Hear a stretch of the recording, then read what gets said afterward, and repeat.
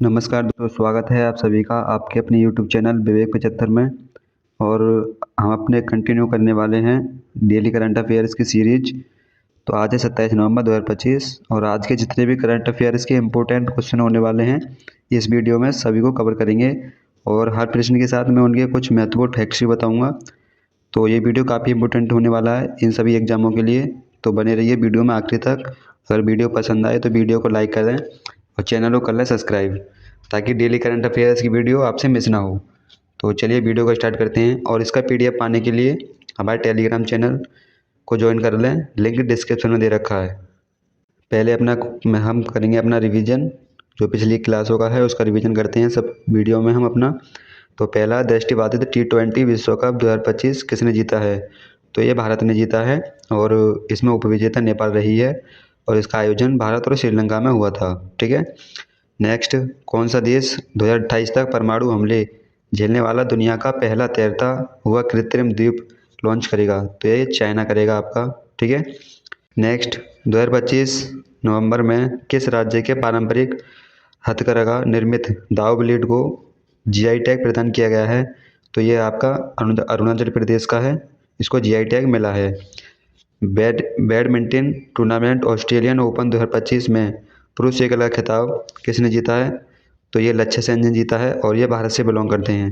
और महिला एकल में एन से यंग जो दक्षिण कोरिया की हैं, और पुरुष युगल रेमंड इंद्रा और निकोलस जोकिन जो कि इंडोनेशिया से बिलोंग करते हैं। और महिला युगल में राहेल, एलेक्सा रोज और फेवी सेतिया निरगम जो इंडोनेशिया से बिलोंग करती हैं।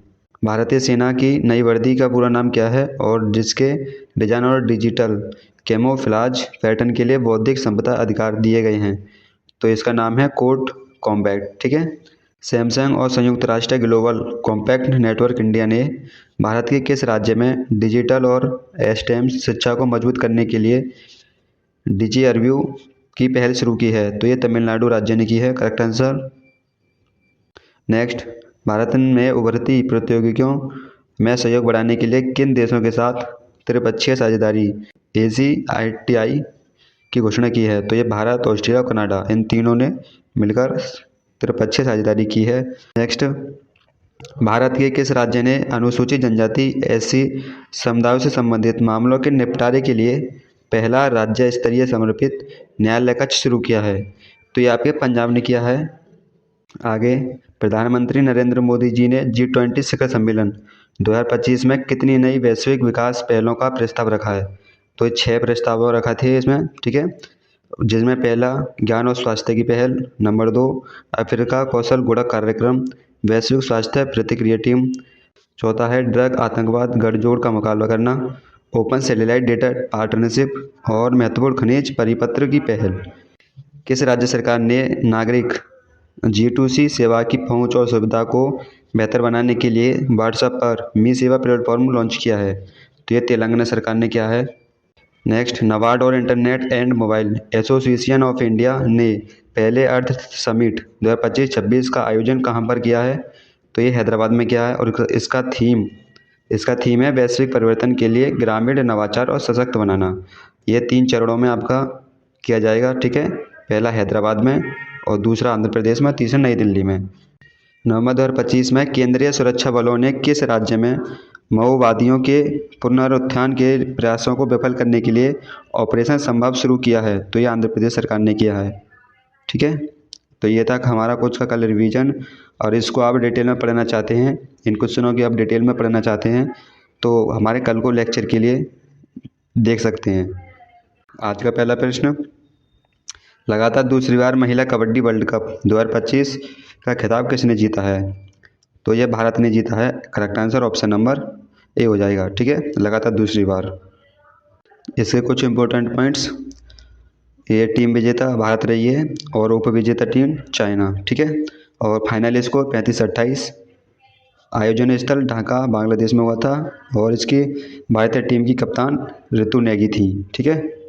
चलिए अब खेल पुरस्कार की बात करते हैं। प्रो इंडिया लीग के 12वें संस्करण का खिताब किसने जीता है? तो ये आपके दबंग दिल्ली ने जीता है। ठीक है।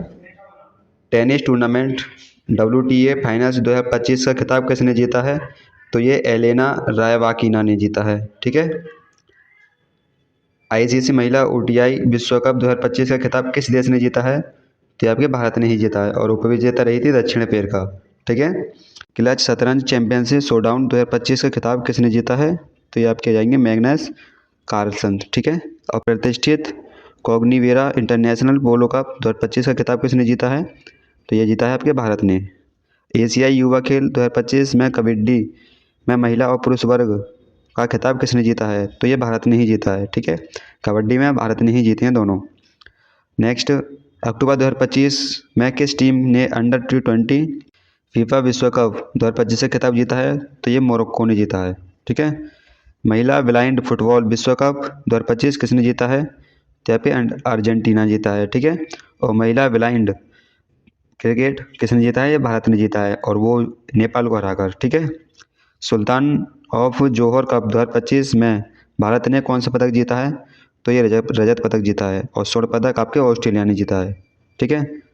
तो ये थे कुछ खेल पुरस्कार, इनको याद रखेंगे, काफ़ी इंपॉर्टेंट हैं ये सभी एग्जामों के पॉइंट ऑफ व्यू से। ठीक है। नेक्स्ट क्वेश्चन, नवंबर 2025 में राष्ट्रीय विधिक सेवा प्राधिकरण का नया कार्यकारी अध्यक्ष किसे नियुक्त किया गया है? तो ये क्या किया गया है? तो इसका correct answer option number C हो जाएगा, जस्टिस विक्रम नाथ को जो नियुक्त किया गया है। ठीक है। राष्ट्रीय विधिक सेवा प्राधिकरण का नया कार्यकारी अध्यक्ष। राष्ट्रपति द्रौपदी मुर्मू ने सर्वोच्च न्यायालय के वरिष्ठ न्यायाधीश न्यायमूर्ति विक्रमनाथ को राष्ट्रीय विधिक सेवा प्राधिकरण का नया कार्यकारी अध्यक्ष नामित किया है। और यह प्रक्रिया इसकी, यह पद पारंपरिक रूप से भारत के मुख्य न्यायाधीश के बाद उच्चतम न्यायालय के दूसरे सबसे वरिष्ठ न्यायाधीश को सौंपा जाता है। राष्ट्रीय विधिक सेवा प्राधिकरण, ठीक है, इसका पूरा नाम नेशनल लीगल सर्विस अथॉरिटी। ठीक है। इसकी स्थापना 9 नवंबर 1995 में की गई थी और इसकी स्थापना विधिक सेवा प्राधिकरण अधिनियम 1987 के तहत की गई थी। नेक्स्ट क्वेश्चन, नवंबर 2025 में भारत और किस देश के बीच 19वां सूर्यग्रहण सैन्य अभ्यास आयोजित किया गया है? तो ये आपके नेपाल के साथ हुआ है। ठीक है। Correct answer option number A हो जाएगा। सूर्यग्रहण सैन्य अभ्यास ये भारत और नेपाल के बीच होता है। आयोजन स्थल पिथौरागढ़ उत्तराखंड में हुआ था और इसका ये 19वां संस्करण है। इसका उद्देश्य आतंकवाद रोधी अभियान, जंगलों में युद्ध और पर्वतीय अभियानों में दोनों सेनाओं के बीच अंतर संचालन क्षमता को बढ़ाना है। ठीक है। नेक्स्ट क्वेश्चन, डेविस कप 2025 का खिताब किसने जीता है? तो ये आपके इटली ने जीता है। इसका correct answer option number B हो जाएगा। इसके कुछ इंपॉर्टेंट पॉइंट्स की बात करते हैं।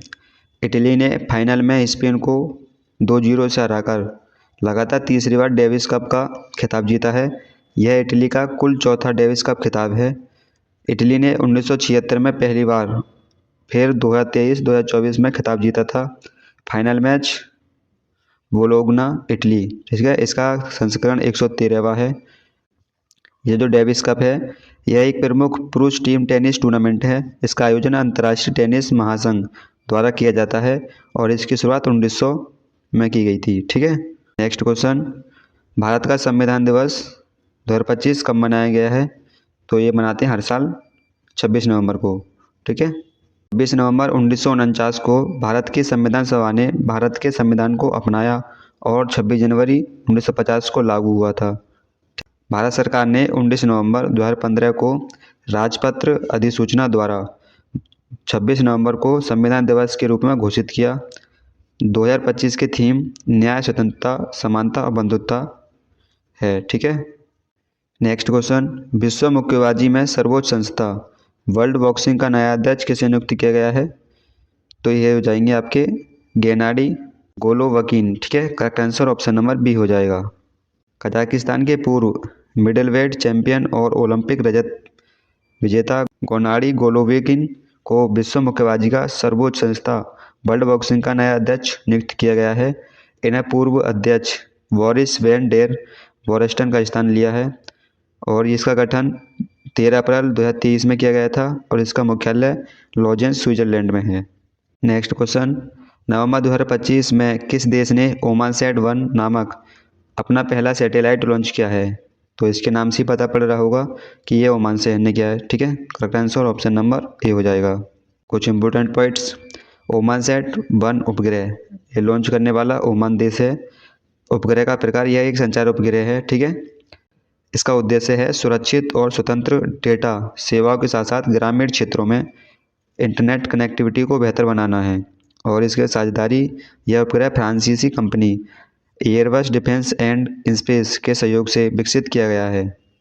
इसरो ने भारतीय नौसेना के लिए सबसे भारी उपग्रह CMS-03, ठीक है, किस रॉकेट से प्रक्षेपित किया है?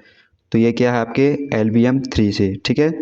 2026 में दुनिया का पहला multi sensor earth observation satellite mission दृष्टि कौन लॉन्च करेगा? तो ये करेगा गैलेक्सी आई, ठीक है। Next question, Interstellar mapping and acceleration Probo mission में किसने लॉन्च किया है? तो ये आपके नासा ने किया है। किस देश ने एस्ट्रोस्केल कंपनी ने ISS-A-J1 कक्षीय मलबा निगरानी उपग्रह को 2027 में भारत के PSLV रॉकेट से प्रक्षेपित करने की घोषणा की है? तो यह आपके जापान ने की है, करेक्ट आंसर इसका। किस देश ने उन्नत जासूसी उपग्रह OPEC-19 लॉन्च किया है? तो ये इजराइल ने किया है। नासा द्वारा यूरेनस यानी अरुण ग्रह के नए खोजे गए 29वें चंद्रमा का नाम क्या है? तो ये हो जाएगा आपका S-2025U1, ठीक है। भारत की पहली निजी अंतरिक्ष आधारित इंटरनेट सेवा शुरू करने की अनुमति अनंत टेक्नोलॉजीज, ठीक है, इसको मिली है। 41 साल के इंतजार के बाद अंतरिक्ष में जाने वाले दूसरे भारतीय ये हो जाएंगे यहाँ पे शुभांशु शुक्ला, ठीक है। नासा बिग बैंग के ठीक बाद क्या हुआ इसका पता लगाने के लिए कौन सा मिशन लॉन्च करेगा? तो ये करेगा आपका SpaceX टेलीस्कोप, ठीक है। ब्लू घोस्ट मिशन 1 किसने लॉन्च किया है? तो ये क्या है आपके फायरफ्लाई एरोस्पेस ने, ठीक है। किस देश ने 2026 से 16 से कम उम्र के यूजर्स के लिए सोशल मीडिया पर बैन लगाने की घोषणा की है? तो ये मलेशिया ने किया है, correct answer option number B हो जाएगा। ये जो डेनमार्क है इसने भी 15 वर्ष से कम सोशल मीडिया यूजर्स के लिए बैन कर दिया है। और लेकिन 13 से जो 14 वर्ष के यूजर्स हैं वो अपने माता पिता की आज्ञा से इनका यूज कर सकते हैं। इम्पोर्टेंट पॉइंट्स, इसके उद्देश्य, इस प्रतिबंध का मुख्य उद्देश्य साइबर पुलिंग, धोखाधड़ी, यौन शोषण और मानसिक स्वास्थ्य पर पड़ने वाले नकारात्मक प्रभाव जैसे ऑनलाइन खतरों से बचाना है। ऑस्ट्रेलिया ने 16 वर्ष से कम उम्र के बच्चों के लिए सोशल मीडिया पर प्रतिबंध लगाने वाला कानून पारित किया है जो दिसंबर 2025 से लागू होगा। नेक्स्ट क्वेश्चन, यूरोप ने किस देश को G8 समूह में पुनः आमंत्रित करने पर सहमति व्यक्त की गई है? तो हो जाएगा आपका रसिया यानी रूस, correct answer option number B. Important points, यह सहमति नवंबर 2025 में जेनेवा स्विट्जरलैंड में हुई वार्ताओं के दौरान युद्ध यूक्रेन को समाप्त करने के लिए यूरोपीय देशों द्वारा तैयार किए गए एक व्यापक शांति प्रस्ताव के तहत की गई। और इसका निष्कासन रूस को 2014 में क्रीमिया के अधिग्रहण के बाद इस समूह से अनिश्चित काल के लिए निलंबित कर दिया गया था। तब से इस समूह को G7 ग्रुप ऑफ 7 कहा जाने लगा। नेक्स्ट क्वेश्चन, नवंबर 2025 में भारत की 27वीं महिला ग्रैंड मास्टर कौन बनी है? 27वीं ग्रैंड मास्टर महिला ये आपकी ईशा शर्मा बनी है, correct answer option number C हो जाएगा। कुछ इसके इंपॉर्टेंट पॉइंट्स, भारत की 27वीं ग्रैंड मास्टर ईशा शर्मा हैं जिन्होंने नवंबर 2025 में सर्बिया के सोवोटिका में अपना अंतिम मापदंड हासिल किया। उन्होंने कर्नाटक की पहली महिला ग्रैंड मास्टर होने का गौरव भी हासिल किया है। भारत की 26वीं महिला शतरंज ग्रैंड मास्टर सरयू वेलुपला जो तेलंगाना से बिलोंग करती हैं, ठीक है, 26वीं सरयू वेलपुला हैं और 27वीं ईशा शर्मा हैं, इनको याद रखेंगे दोनों को। Formula 1 motor race Las Vegas Grand Prix 2025 का खिताब किसने जीता है? तो ये आपके मैक्स वर्स्टापेन रेड बुल, इसका correct answer option number A हो जाएगा, इन्होंने जीता है, ठीक है। इसके कुछ important points, Las Vegas Grand Prix 2025 का खिताब मैक्स वर्स्टापेन ने जीता है और उन्होंने रेड बुल रेसिंग के लिए यह रेस पूरी 50 लैप्स में इतने टाइम में पूरी की है। और दूसरा स्थान है जॉर्ज रसेल मर्सिडीज और तीसरा किमी एंटोनेली वो भी मर्सिडीज ने, ठीक है। पहला दूसरा याद रखने की जरूरत नहीं है, केवल पहला ही याद रखेंगे आप, ठीक है। वो क्या है आपके मैक्स वेरस्टेपेन ने। नेक्स्ट क्वेश्चन, नवंबर 2025 में बॉलीवुड के प्रसिद्ध अभिनेता धर्मेंद्र का 89 साल की उम्र में निधन हो गया है। उन्हें किस वर्ष पद्म भूषण से सम्मानित किया गया था? तो ये किया गया था उनको 2012 में। ठीक है, तो इसके कुछ इंपॉर्टेंट पॉइंट्स। धर्मेंद्र जी ने 6 दशकों से अधिक में अपने करियर में 300 से अधिक फिल्मों में काम किया है और उन्हें ही मैन के नाम से जाना जाता है। और इनके कुछ मुख्य सम्मान हैं। पद्म भूषण 2012 में प्रदान किया गया था। यह भारत का तीसरा सर्वोच्च नागरिक पुरस्कार होता है। कला के क्षेत्र में योगदान के लिए दिया जाता है।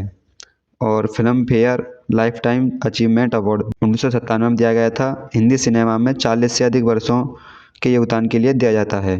राष्ट्रीय फिल्म पुरस्कार 1990 में फिल्म घायल के लिए, ठीक है, इनकी घायल फिल्म थी उसके लिए दिया गया था।